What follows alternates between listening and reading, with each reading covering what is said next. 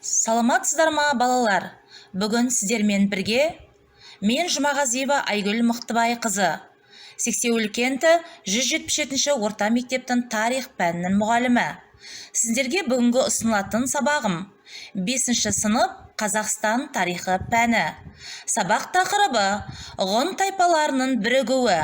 Сабақтың зерттеу сұрағы: неге Мөде Шануи жер мемлекеттің негізі деді? Оқу мақсаттары: картада тайпалық одақтардың орналасуын көрсету, ежелгі мемлекеттік бірлестіктердің құрылуын түсіндіру.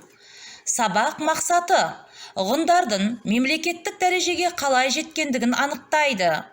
Ғұндар үшін жер маңызды болғандығын дәлелдейді. Ғұн тайпаларының бірігу жолындағы деректерді талдап, негізгі белгілерін айқындайды. Ғұн тайпаларының бірігу жолын өз пайымымен тұжырымдайды. Ғұндар Евразия тарихында маңызды орын алатын тайпа. Орталық Азиядан шыққан жауынгер көшпелілер шығыс пен батысты бірдей әсер еткен ірі өзгерістердің себепшісі. Ғұндар қазіргі қазақ, моңғол, түрік, татар халықтары ата-бабаларын құраған тайпалар.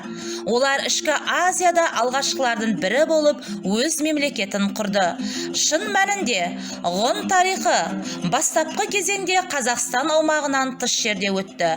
Бірақ Қазақстан жерінің тарихын ғұндардың қатысынсыз қарау мүмкін емес. Ғұндар өздерінің ерекше өркениетін жасай білді және орталық Азия мен Европада ерекше орын алды. Бұл тақырыпты өрбіту үшін бейне материалға назар аударамыз.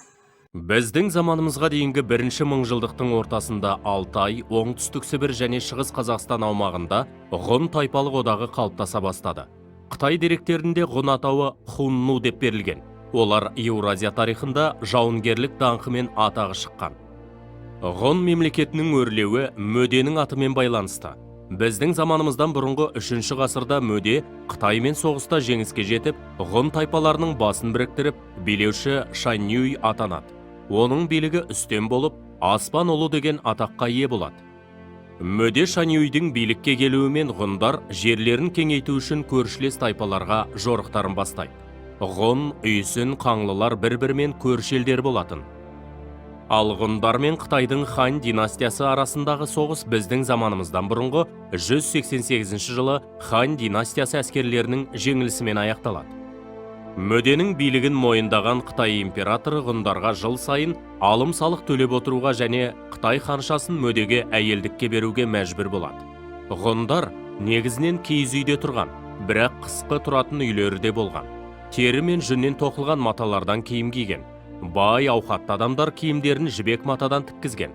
Ғұндардың материалдық мәдениеті ерекше дамыған. Олар темір және қола өңдеумен қатар қыштан ыдыстар жасаумен айналысқан. Сондай-ақ ғұндарда зергерлік өнерде жақсы дамып, күміс пен алтыннан әшекей бұйымдар жасаған. Біздің заманымыздан бұрынғы 1-ші мыңжылдықта ғұндарда көшпелі мал шаруашылығы жақсы дамыды. Әсіресе жылқы малын ерекше қастерлеп көбейткен. Тарихта Мөде Шаньюй елі мен жерін қастерлеген тұлға ретінде таныс. Аңыз бойынша, көрші Дунху билеушісі ғұндардың жеріне сұқтанып, оны басып алудың айласын жасай бастайды. Алдымен Мөдеге елші жіберіп, сұлу әйелін беруін сұрайды.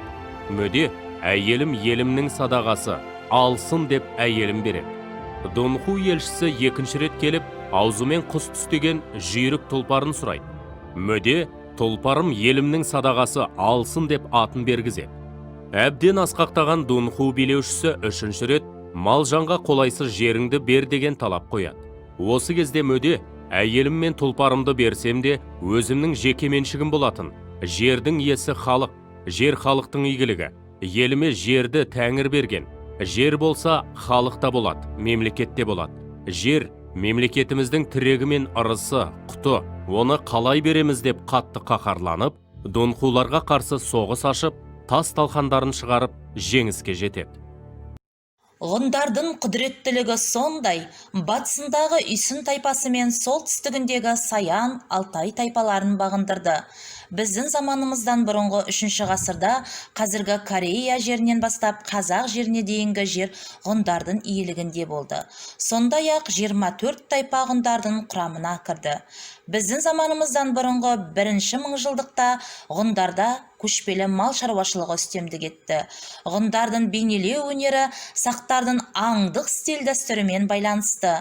Ғұндар тастарға салған суреттерінде бұқа, бұғы, аққуды бейнеледі. Олардың түсінігінше бұқа күш пен биліктің, бұғы бақыт пен жақсылықтың, аққу отбасының символы болған. Құрметті оқушылар, мен ұсынған бейнематериалдар мен мәтінді пайдалана отырып, мына тапсырмаларды орындауларыңызды сұраймын. 1 тапсырма. Кескін картаға ғұн, қаңлы, үйсін мемлекеттерін орналастыр. 2 тапсырма. Ғұндар мемлекетінің құрылымы туралы тірек сызбаны толтырыңыз. Құрметті оқушылар, бүгінгі сабақта танысқан термин сөздер. Әскери демократия. Көне грек қоғамындағы әскери көсемдердің алғашқы адамдар қауымындағы ұжымшылдық пен демократия қалдықтарын сақтай отырып, билік жүргізген жүйесін атау үшін қолданған ғылыми термин. Шанюи. Ғұндардың жоғарғы билеушісі.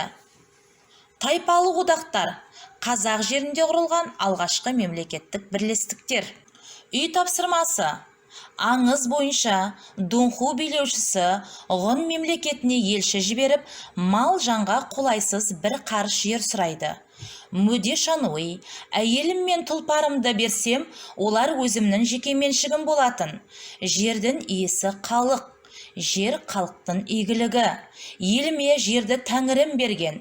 Жер болса халықта болады, мемлекет те болады. Жер мемлекетіміздің тірегі мен ырсы, құты, оны қалай берем деп қаһарына мінеді. Сұрақ. Мөде Шануидің жауабын қалай түсінесің? Өз көзқарасыңды білдір. Сабақ аяқталды. Сау болыңыздар.